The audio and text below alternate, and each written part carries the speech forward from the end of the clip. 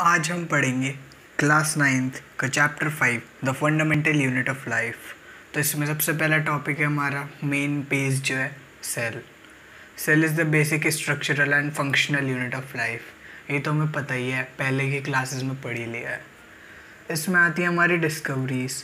तो इसमें सबसे पहले डेड सेल की डिस्कवरी करी थी रॉबर्ट हुक ने on the piece of cork in 1885।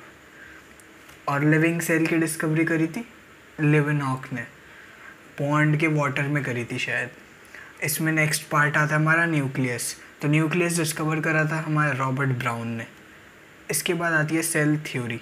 Cell theory दी थी दो साइंटिस्टों ने मिलके, जिनका नाम था शेल्डियन एंड श्वान।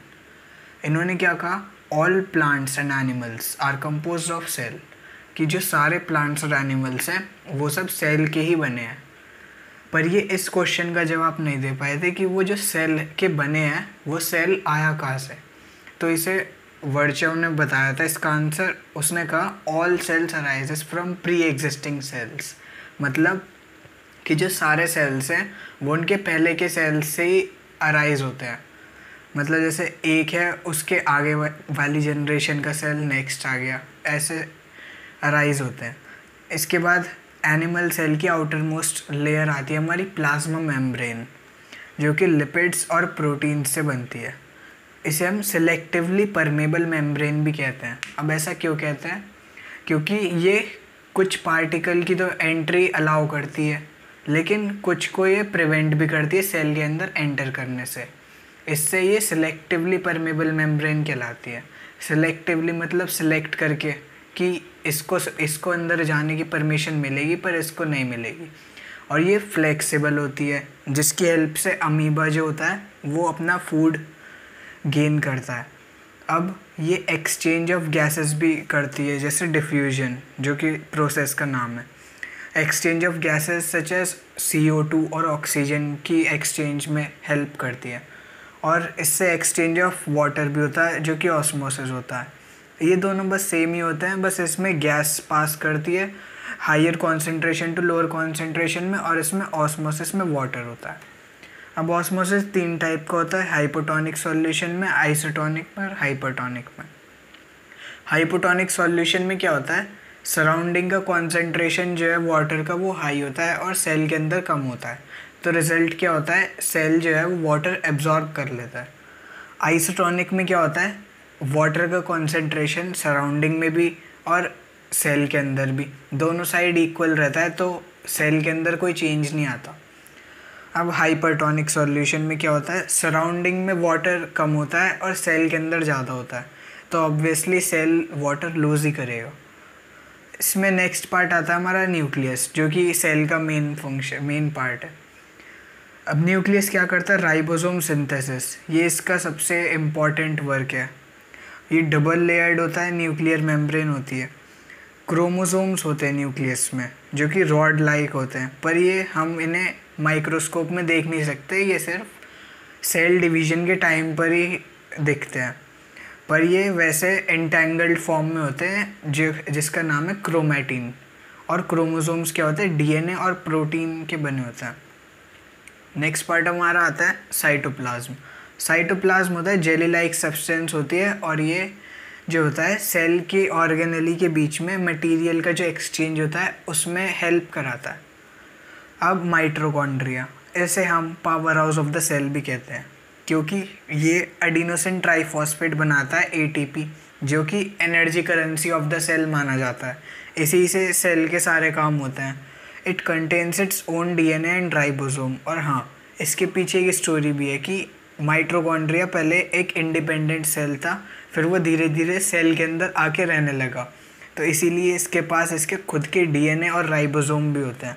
ये डबल लेयर्ड होता है, और इसकी जो इनर लेयर होती है वो डीपली फोल्डेड भी होती है। ऐसा क्यों? क्योंकि ये ATP फॉर्मेशन में यूज़ होता है, तो डीपली फोल्डेड होने के कारण इसका ATP जो है वो ज़्यादा फॉर्म होगा। नेक्स्ट पार्ट आता है lysosome. Lysosome contains digestive enzymes. Lysosome में डाइजेस्टिव एंजाइम्स होते हैं, और ये सेल का एक तरीके से वेस्ट सारा डाइजेस्ट करता है, और इसे suicide bag of the cell भी कहते हैं, क्योंकि जब हमारा सेल डेड हो जाता है और उसके वापस रिपेयर होने की कोई वो नहीं रहती, तो वो जो लाइसोसोम होता है वो ब्लास्ट हो जाता है और उसके अंदर के जो एंजाइम्स होते हैं वो सेल को पूरा ख़त्म कर देता है। इसके बाद हमारा आता है एंडोप्लाज्मिक रेटिकुलम। ये क्या होता है? मेम्ब्रेन बाउंड ट्यूबुलर शीट्स होती है। इसकी अपीयरेंस है कि मेम्ब्रेन्स होती हैं और इसमें शीट्स होती है, ट्यूबुलर शीट्स। इसके 2 टाइप्स होते हैं, RER, SER। RER होता है रफ एंडोप्लाज्मिक रेटिकुलम और स्मूथ, इसका SER का होता है स्मूथ एंडोप्लाज्मिक रेटिकुलम।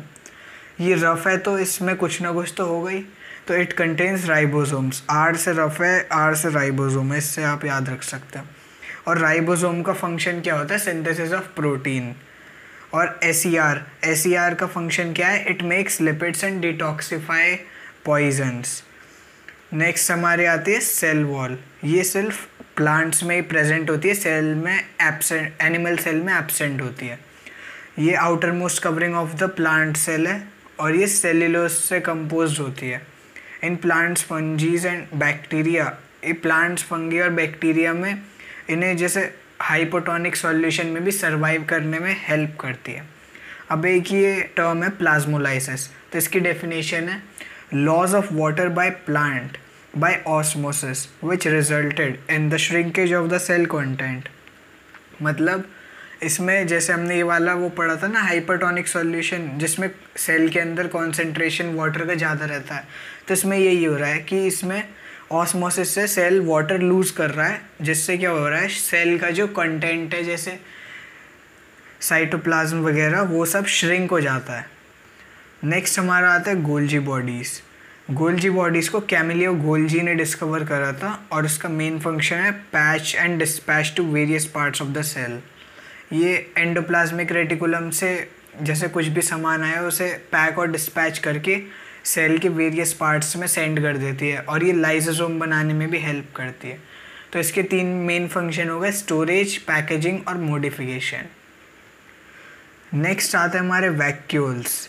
ये प्लांट सेल में सबसे ज़्यादा होते हैं। ये प्लांट सेल में 90% तक की स्पेस ऑक्यूपाई कर सकते हैं और ये प्रोवाइड्स रिजिडिटी, ये हार्डनेस प्रोवाइड करते हैं और ये स्टोर हाउस होता है एक तरीके से सेल का, तो stores amino acids and sugars.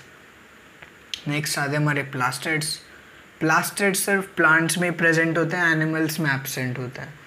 ये बेसिकली 3 टाइप्स के होते हैं, क्रोमोप्लास्ट, ल्यूकोप्लास्ट, क्लोरोप्लास्ट।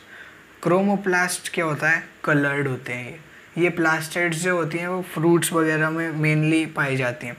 ल्यूकोप्लास्ट ये वाइट कलर की होती हैं, जैसे रूट्स वगैरह जो प्लांट की होती है वो वाइट होती हैं, तो ये प्लांट्स की रूट्स में मिलती हैं। और क्लोरोप्लास्ट तो हमें पता ही है, ग्रीन कलर की होती है और ये लीफ और स्टेम्स में मिलती है। इसके बाद प्रोकैरियोट्स और यूकैरियोट्स में डिफरेंस देख लो एक बार। प्रोकैरियोट्स स्मॉल होते हैं यूजुअली और यूकैरियोट्स बड़े होते हैं एज कंपैरिजन में। प्रोकैरियोट्स में न्यूक्लियर मेम्ब्रेन भी एब्सेंट होती है, लेकिन यूकैरियोट्स में प्रेजेंट होती है। प्रोकैरियोट्स में सिंगल क्रोमोसोम होता है और यूकैरियोट्स में मल्टी क्रोमोसोम होता है। प्रोकैरियोट्स में न्यूक्लियोलस भी एब्सेंट होता है और यूकैरियोट्स में न्यूक्लियोलस भी प्रेजेंट होता है। प्रोकैरियोट्स के एग्जाम्पल हैं PPLO और बैक्टीरिया, और यूकैरियोट्स के तो हायर एनिमल्स एंड प्लांट्स हमें पता ही है। लास्ट टॉपिक है हमारे चैप्टर का, सेल डिवीजन। तो ये सेल डिवीजन पता ही है हमें, सेल का डिवीजन हो रहा है इसमें। तो ये 2 पार्ट में डिवाइडेड है, माइटोसिस, मियोसिस। माइटोसिस क्या होता है? Growth and repair of tissue. Mitosis वो प्रोसेस है जिसमें ग्रोथ और रिपेयर ऑफ टिश्यू में काम आता है, और मियोसिस गैमेट्स की फॉर्मेशन जब होती है तो ये वाला सेल डिवीजन होता है। तो यहीं पर हमारा चैप्टर होता है ख़त्म। Hope you like the video, please like and subscribe.